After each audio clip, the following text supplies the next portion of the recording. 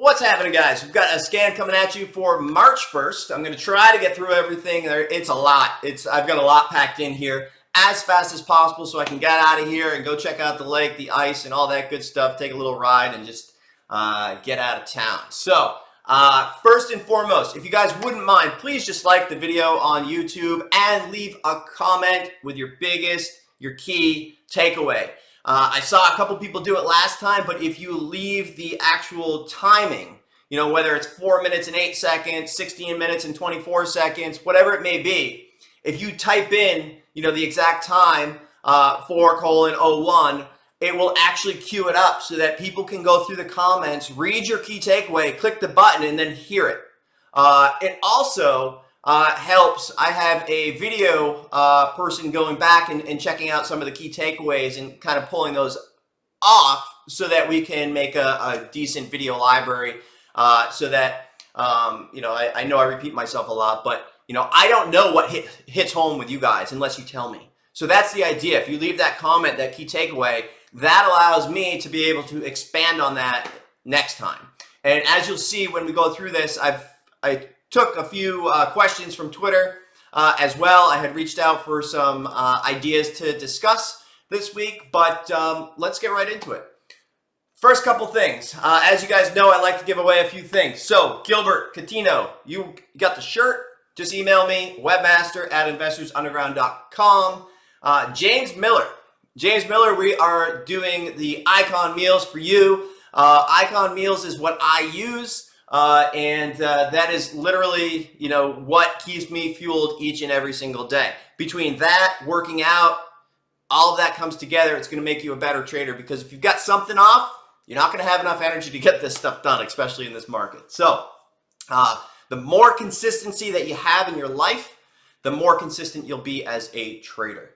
And then last but not least, I love the fact that it is a woman, Elizabeth Sutton. You've got scans, SCANZ, for a month. So all you have to do is sign up, email us, webmaster@investorsunderground.com, and then they'll add on that extra time. But as you guys know, I like to just kind of reach out to all these different people and try to get us some good stuff for listening and being part of this and, storing away an hour of your weekend every single weekend.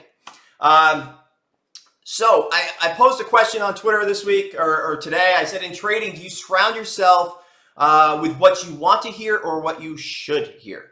And I think this is super important because, I like to be challenged too, right? And I have my, trading friends and team, if you will, where, we kind of go back and forth with different ideas. And at times I get challenged, right? And, I think you're wrong, Nate. I don't like that idea, Nate. I think it's going here, Nate. And I like to hear that. I want to hear the other side. And sometimes they're dead right. And here I am. I'm just, zoned in, focused in my own little world because everything that I'm doing is working on this particular trade. And I'm not seeing the other side. Maybe they saw something. Maybe they have an unbiased opinion that, is helpful to me because here I am biased as heck because I'm long and strong from, low and I am avoiding every other warning sign, but they see it clearly. So the point here is it also relates, it's confirmation bias, right? And it relates to CCIV last week. And I'm sorry that, it was probably a tough week for a lot of people. For those that, did take those warnings, you just saved yourself literally 50, 60, 70%. I mean, it literally dropped 60% in the following 2 days. And I think that a lot of traders, and I've been repeating a lot, but it's because it's been near, it's close, it's coming. And as you saw, it finally came, right? And it's not about, yeah, finally, you finally got it right, whatever. It's not about that. It's about, reviewing if you have a process, if you have proper risk management, because as you saw, not only CCIV, but we had MVIS, UAVS, SOS. I mean, you name it. Just every momentum trade down 50%. and everything just completely unwound. So the problem is when you surround yourself with people that are saying the things that you want to hear, you might not be getting the full story, right? So, with CCIV, there's just this one ringleader that, everybody just, whatever he says is their truth, right? And so what happens is people start to believe that, and they start to take, on this risk that they don't even realize they're doing, because you've got this retail crowded name, you've got this frothy market, and you start to avoid the warning signs because everybody around you is saying, hey, don't worry about it, it's all good, no worries. No, it's just going to pull back, it's going to come right back up. 60% drop, 60% drop. So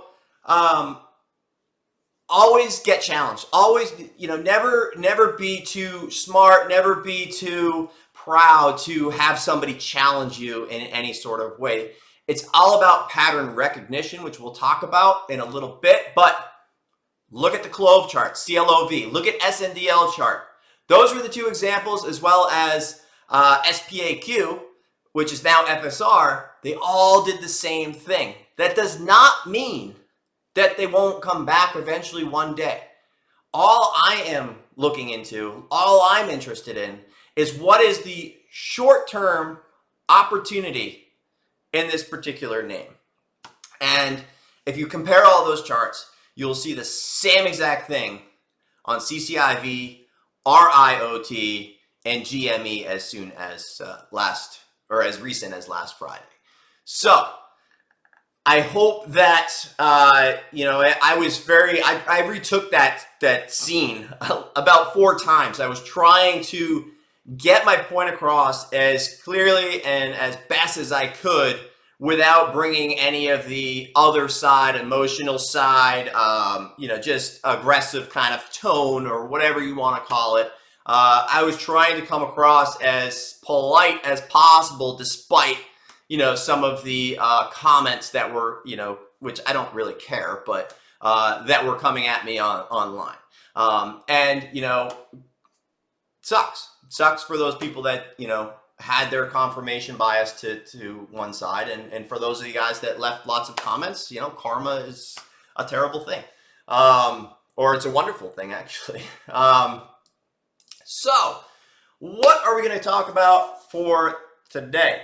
I've got my notes. I'm just seeing what I want to talk about. I had an opportunity this week. It actually, I have that Next shirt, and I talk about how it's just like, boom, get over it. Who cares? Like, next.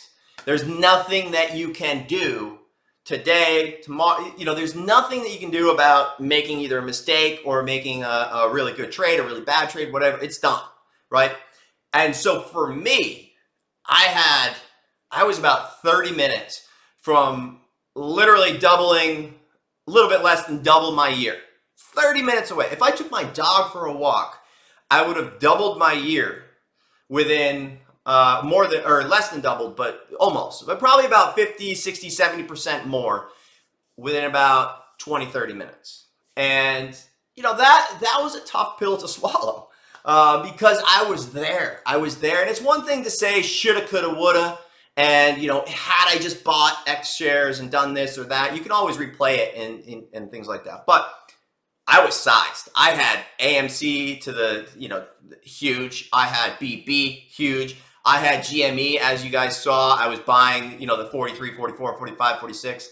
I had a swing on that. AMC, you guys saw I had the swing at 580s, 620, and I was sizing. I was super confident, and then it ripped, and I scored. It was a big trade, and so not only did I scored quickly on those, that was nice. I took the profit, and then I jumped in front of GME a little bit, and I gave back some of the profit on GME. And then 20, 30 minutes later, had I just not adjusted anything at all, it would have been a career maker.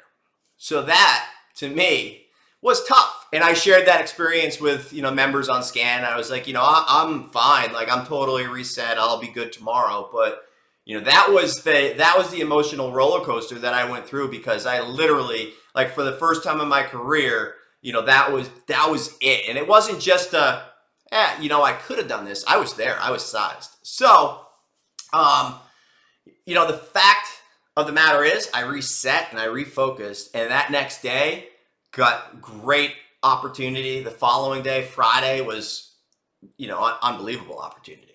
So, had you just sat there and beat yourself up and played that game, it would have been the negative energy. You would have been, coming from behind and just, you probably wouldn't have been able to perform as well as you did Thursday, Friday, had you brought that negative energy in. So, even for me, who's been doing this 18 years, there are those moments that like kind of test that next mentality. But it was the most important thing for me to do, is just to reset. And you try to force that day, to come, you're going to go backwards. So you just got to take what the market gives you, and you screw up, you screw up.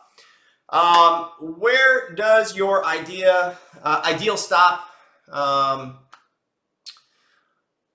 I guess I got to rewrite my notes. Basically, the question was that I received. Where's the idea come from? Where's the stops come from? A lot of people ask me, like, what's your stop? And for this particular question, personally, I use mental stops. And in this market, you can't just say I'm going to stop at X price. If you are not good at stopping out when you are wrong, use stops 100%. But for me, I kind of come at this big picture, and I kind of start in, I scale in, and for me, I think the importance, or the way to get to that next level trading, starting to get exponential returns and starting to exponentially grow, I think you have to let things work a lot more and think about big picture, get in there, it starts to work, scale in a little bit. And the way in which either I downsize risk, adjust risk, or get out is if it stops doing what I anticipated it to do. And that is my stop. So there isn't a number that I just say, hey, I'm out at this level. If it was continually unwinding, and then it kind of shifts, and it goes from a super heavy, looks like, crap kind of pullback to, oh boy, this is not what I expected, then I will adjust. Then I will either get out, size down, whatever it may be. The other thing too is when I have a position and it does exactly what I think or what I was prepared for, I like to size down. Because if it does exactly what you thought, then why are you still hanging on? If you thought that if it cracked, it was going to go to X price, then why aren't you covering some? I get it. I get it that, well, you're on the right side, let it work. And I totally get that. But in this market, sometimes it flushes out and comes right back up, right? So for me, I have no problem covering some, and if I'm short, if it stays heavy, re-add. Same thing on the other side. If I'm anticipating something to squeeze out and it rips, I want to sell some. And if it starts to base and look like it's going to go higher, I have no problem adding more.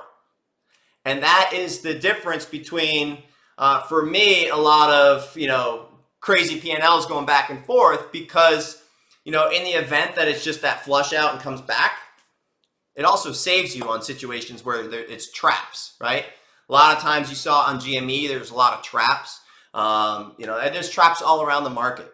So if you are anticipating it to do X, be there. And, then if it continues to confirm and stay heavy or stay, in kind of like a squeeze mode, you can always adjust accordingly. So that's sort of the answer to the question that I got about, whether or not or how to use stops. And I think you'll see that with the CDXC trade that I had on Friday, coming prepared, kind of thinking big picture, looking left. Same thing with GME. Where are most people going to look to get short? That $20 rebound? Yeah, probably. And guess what? It's going to trap those people, squeeze them out, and then I'm interested. And so you always have to kind of think about that general idea of what makes you right and what makes you wrong, or where would you be wrong, rather than just stop X price. GME, hopefully, GME is such a great lesson because it gave people an opportunity to get out again. That is so rare. That is so rare that a stock that went, from 20, 30, or well, I guess 3, but basically 20, 40s, 50s, 200 to 400, whatever, comes back to 40, even 30s, and then goes back to 200. That is that doesn't happen. And you were given a second shot. And I tweeted that out at, like $170 a share, $150 a share. I don't remember. But it doesn't matter if it's going to go to 400 again. It doesn't matter. If you are trying to do this full time, if you are trying to make this work, if you are just a small guy that has, just gotten lucky, got on the right side of GME, and you've just scored 500 or 1,000%, whatever it may be, you only need to get rich once. You need to capture that money and give yourself the best shot. GME is not a process. GME is not, something that's going to make you money over time. That money that you made on it can and will. But putting all your eggs in one basket, thinking that this is a movement against, the Wall Street and this and that. No, that was a fund that ripped it. That was a fund behind it. That is the exact opposite of what, people are trying to do here. So in my eyes, a lot of people don't understand what they had until it's gone. And I think that if you focus on, building that account and taking advantage of opportunities like this, that's a black swan event. Granted, there was 2 black swan events on there, but anytime that there is a black swan opportunity or event, look, if you're going to go and try to be a hero and ride it all the way, then you should be, absolutely independently, wealthy on your own, and you just don't care, and you're not trying to make it, anywhere. Otherwise, when you have a situation like this, in my opinion, you got to lock. You got to give yourself that realized gain to give yourself the best shot at this in the future, because moves like this are rare. And I lost a lot of money after these big squeezes, right? So in the past, you've got these big movers that go, 1,000%, right? Let's just say it went from 2 to 20 or something like that. And then there's 2 or 3 that start to go wild after that, and you absolutely crush it. You're up huge. But you want to hold till 20 because the other one just did it. But the ones that do it come by surprise. That's why they're black swans. So if you're always sized up on the next ones, on the next move, the second move, then, in my opinion, you're going to be let down. And more often than not, given the fact that it's black swan opportunity, that alone tells you that the probability is so low that you have a better chance if you sell. So I hope that those warnings, again, it was contrary to very popular opinion, but here we are under $100 again. And, my goal here is just to help traders, and hopefully, it helps you keep your money, because you only need to get rich once, like I said. Last couple notes I had: random stocks, random results. Make sure you know what you're trading. Don't just, trade random stuff. If you're going to trade random stuff, then expect random results. You can control that. You can use pattern recognition, things that you've seen before, see how they play out, and you'll see that they play out over and over and over and over again. Couple notes on market. So the market obviously pulled back nicely this week. We had a lot of unwinds. We, had a nice unwind on Snap, FUTU, Tiger, Neo, Apple, you name it. Don't underestimate the unwinds. I'm not saying that we're going to bounce, we're going right back up. I'm not saying that. But there's going to still be a lot of long side opportunity by not finding the bottom. You don't need to find the bottom, but just know that most of the funds that are out there are tucked. It's like your parents, moms, brothers, sisters, whatever, their IRA. You think they're looking at it tomorrow? You think they're making adjustments tomorrow? No, it's all just tucked. So there's sellers, there's funds, there's shorts. And so when things start to rally, they go back very quickly and they rebound very quickly. So that's kind of twofold. One is don't underestimate the long side opportunities here coming up. And then two, don't underestimate the rebound, because if you're trying to short and try to find that top, you're going to get squeezed out. There's a lot of great opportunities post exhaustion. Let other people exhaust out, both to the downside, to the upside. Get the meat of the move. Cautious on Cathy Wood names. She's been great. I mean, she crushed it last year. But, she posts what she buys every single day, and I feel like it's very retail crowded names. And people that try to mimic her strategy don't know what her goals are, right? So when we have times of volatility, you might see funds that are kind of mimicking what she does, or you might see some type of, big,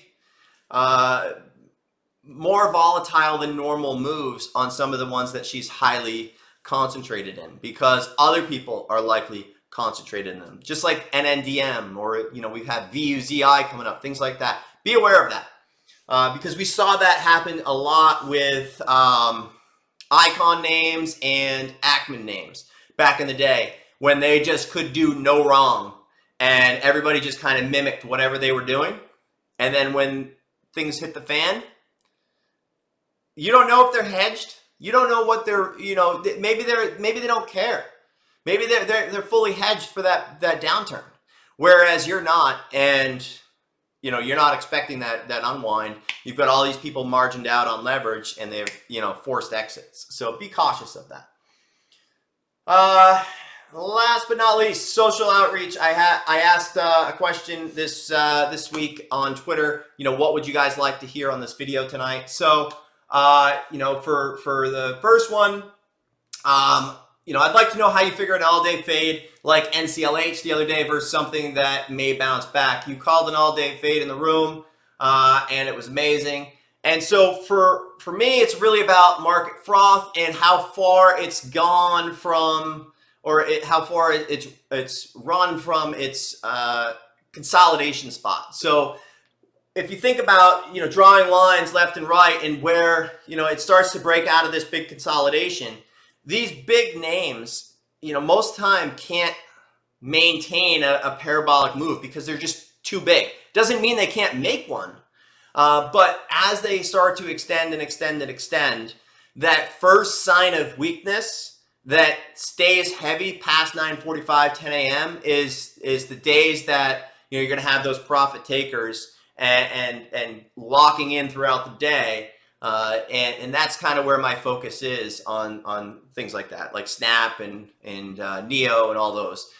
So I always look for them to break out of their current range, wherever they're stuck in, both to the upside or the downside for those opportunities. And for the same thing when things are rebounding.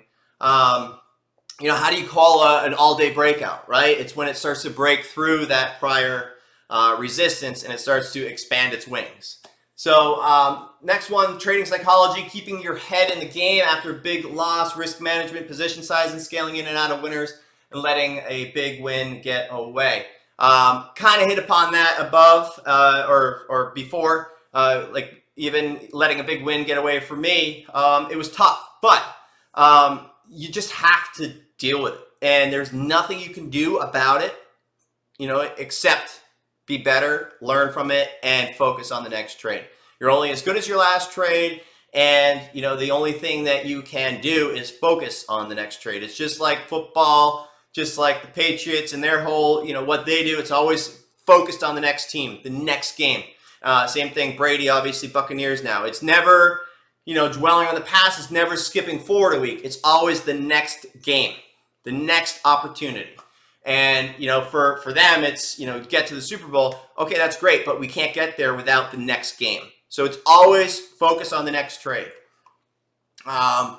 Narrowing down the watch list, so many to choose from. That's what you see me do every single morning. I typically watch 2, maybe 3. If there's a ton of stuff going on, 4 max. My goal is 2 to 3. I think that, you look at pre-market action, you look at what's happening, and that answer can be different for everybody, right? So you may not be a great short seller. You may not be good at longs. You may not be good at certain types of setups. So those, throw them off. Take them off your watch list. And, you have to find out what you are good at and zone in on those. For me, it's about, having that liquidity, that range, that opportunity. And, so anything that is not checking those boxes goes off the watch list. I might set price alerts just so that they don't completely go off my watch list. But for me, it's zone in on what is doing what you expected, what has range, what has edge, and just focus on those. If you try to get everything, you're not going to get it.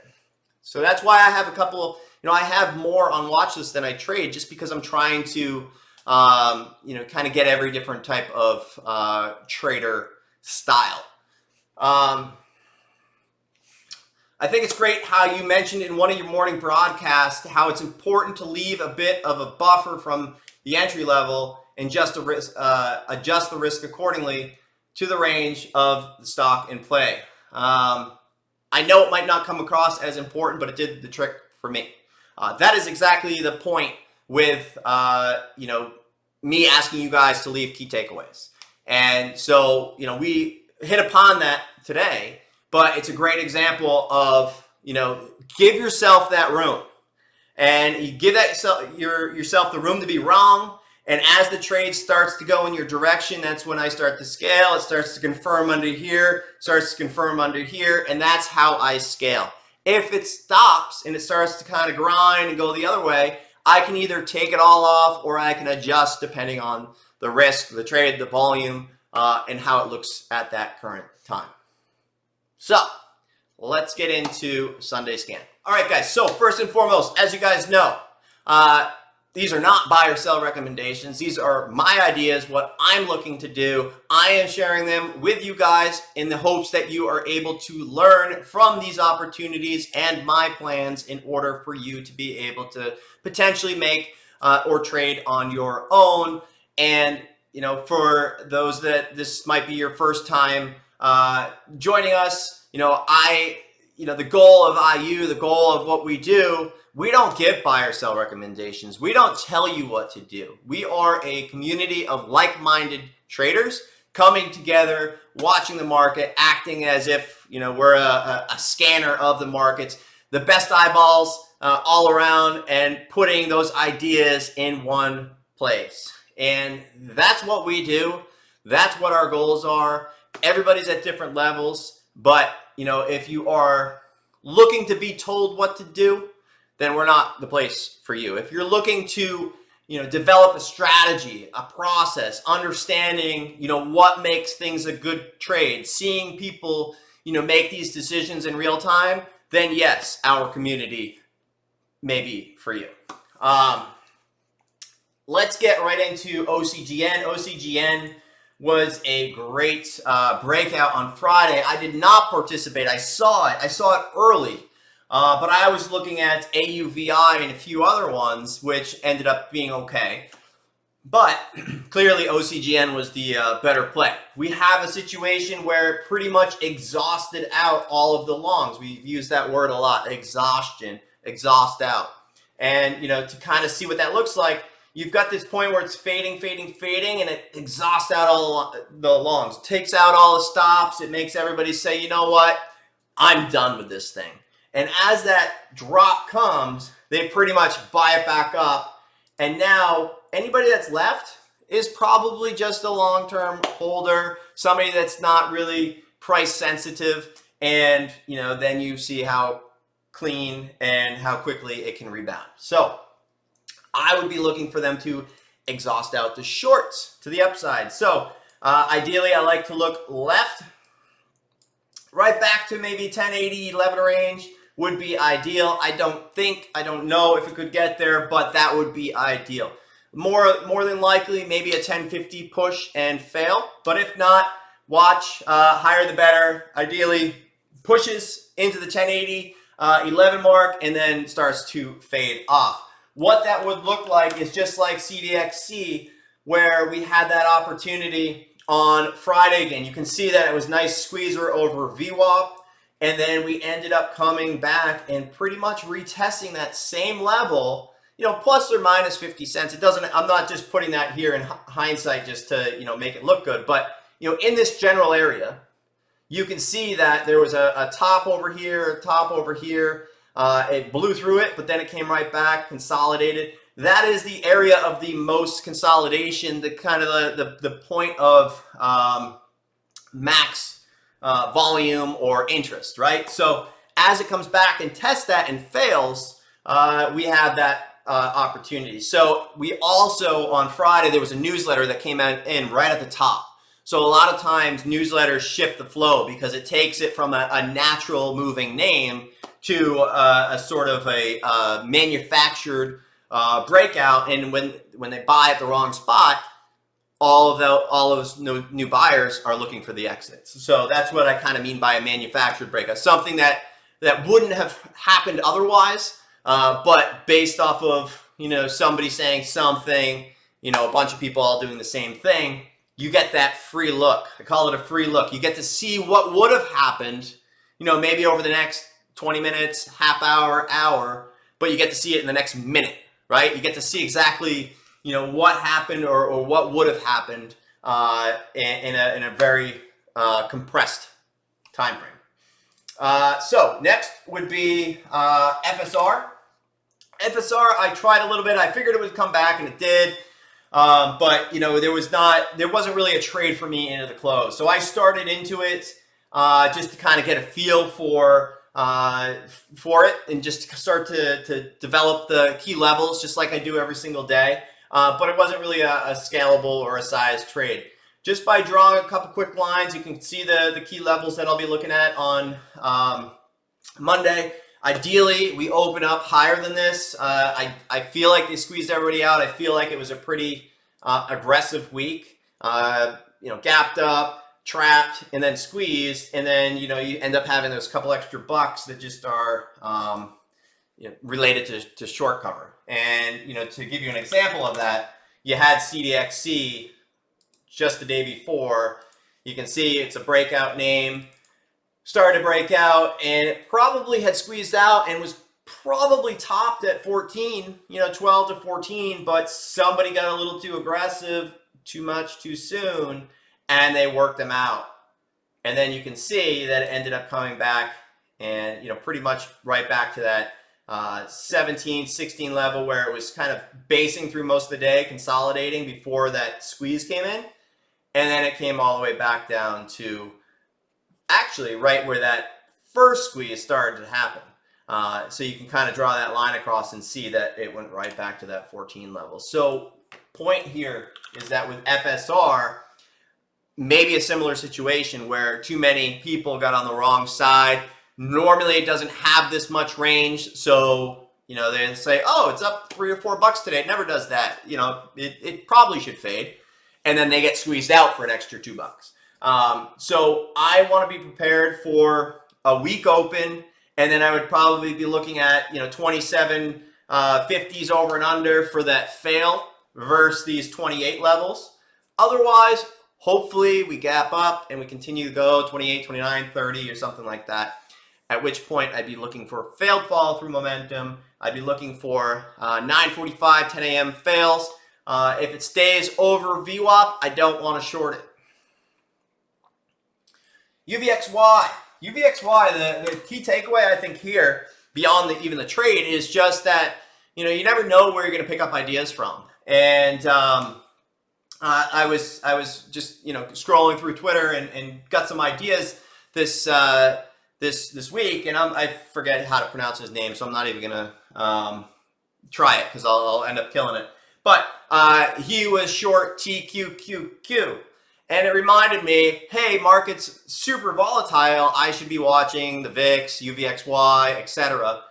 So because I just saw that, it triggered in my mind, all right, put UVXY back on radar. It ended up being a phenomenal trade. You guys saw, you know, the 1040 short on Friday. You know, it's not an inverse of SPY. You know, a lot of people get confused with that because typically this goes up when SPY comes down, but that's because volatility typically increases when the SPY is starting to come in. This is a product of volatility. It's not, you know, going up because SPY is coming down or anything like that. It's strictly volatility. It's off the VIX. So make sure you know that if you're trading it. But for me, I'll be keeping this on watch for the next couple days. I know my limits. You know, typically I nail it for the first day or two, and then I try to force a trade the next day, and I start to give it back. So I'm going to be super aware of that.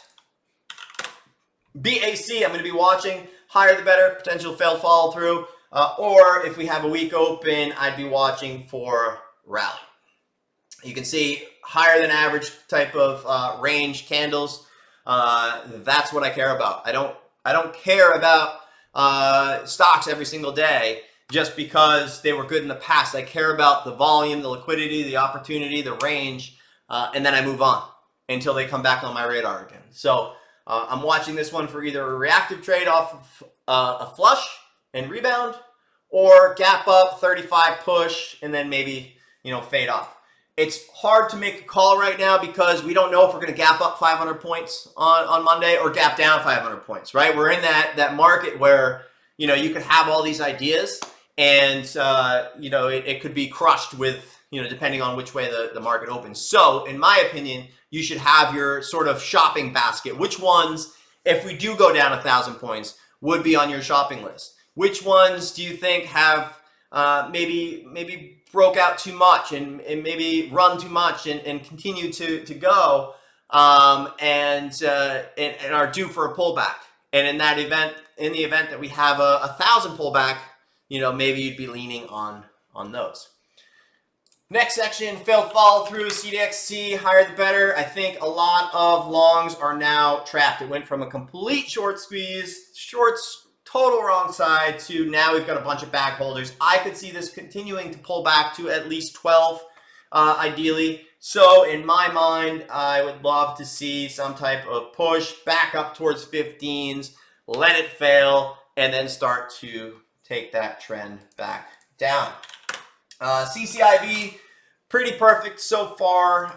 It went straight to the levels that I was thinking. I said mid-20s to high 20s. It literally bounced right there. So now we're in that sort of, everybody feels like it might, it's coming back. All right, we finally found bottom, and nobody wants to miss that, and then shorts want to cover. So maybe we have that little push through 32 again, back up 32, 33, 34, but I think it's going to stay relatively heavy and just start to lose its volume. We've seen this time and time again. You see it on, situations like QS. QS, you had this like dead cat bounce and then comes back. I would study this chart. Remember, it's about pattern recognition. Where have you seen this before? And same thing with Fubo. We had a similar situation on that. Whoops, can't type. F-U-B-O.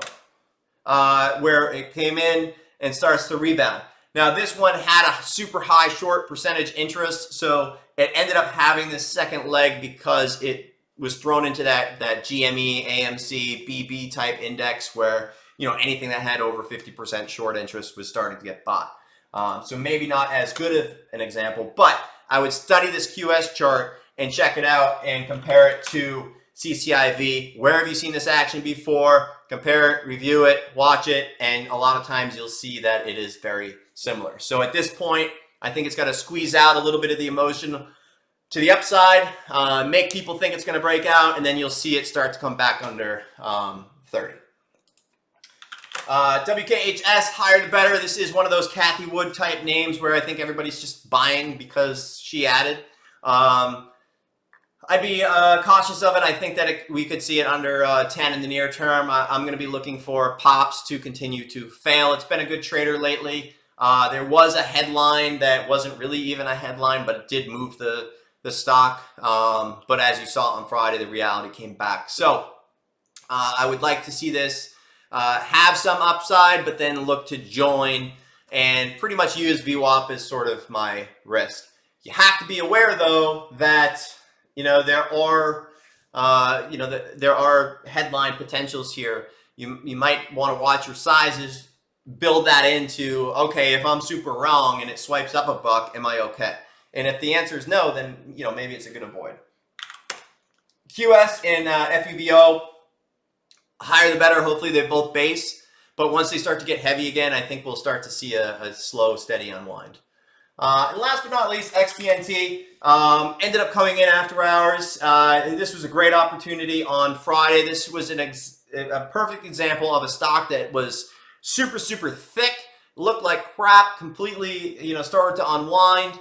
And then all of a sudden, the tape changed. And I made a note of that at 280s. And I was like, this one is the potential that could go if it stays thin. And it continued to confirm higher lows, and then it squeezed out like crazy. So we had a couple stuff moves, a couple higher day rejections, ended up pulling back. But I'm going to keep it on watch and kind of see what happens here. I would not get excited unless 420 start to base again. It did pull back under 4 after hours. I still have some left. I had some over. I bought the weakness into the close, then it bounced up like almost a buck after hours. So like I talked about to start the scan, if it does as you expect, as you're anticipating, make sure you lock in. But like I said, I still have some. It was a good trade. I tried to let it work. Whether it works or not, we'll find out. And then as usual, if you click over to the website, staying familiar section has a bunch of the stocks that I will have price alerts both ways, just so that if and when a trade opportunity comes, I will be aware of it. But this is now the market where you need to learn how to trade. Maybe not. Maybe in a week, maybe 2 weeks, we're right back to where things were and going crazy. Okay, but as you saw, MVIS, UAVS, CCIV, all these, even CLOV, SNDL, you can make a lot of money, but it goes away just as quick. So if you don't have proper risk management, if you don't know what you're doing, if you don't have a process, at the end of the day, you're going to be part of the 90% that typically fail. Whatever that number is now, 90, 92, 95, who knows? I don't know. Obviously right now, 90% of people are making money until last week. But this should be a wake-up call for many traders. This CCIV trade, this GME trade, how these SOS and UAVS and MVIS trades are, literally staircasing up, and then all it takes one day and down 50%. So be aware of that. If that doesn't alarm you, if that doesn't wake you up to ask you if you have a process, if you know what you're doing, or if you just got lucky, then, I don't know what to tell you. But I hope you guys all trade well. I hope these videos are helpful. Like I said at the beginning, please help us, help you. Do a thumbs up on the YouTube video and then leave your key takeaway. That's about it, guys. We'll see you guys in the room tomorrow. Have a good rest of your weekend.